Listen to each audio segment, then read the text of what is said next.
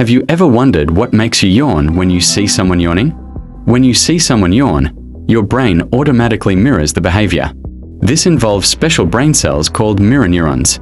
They help humans copy emotions and actions without thinking.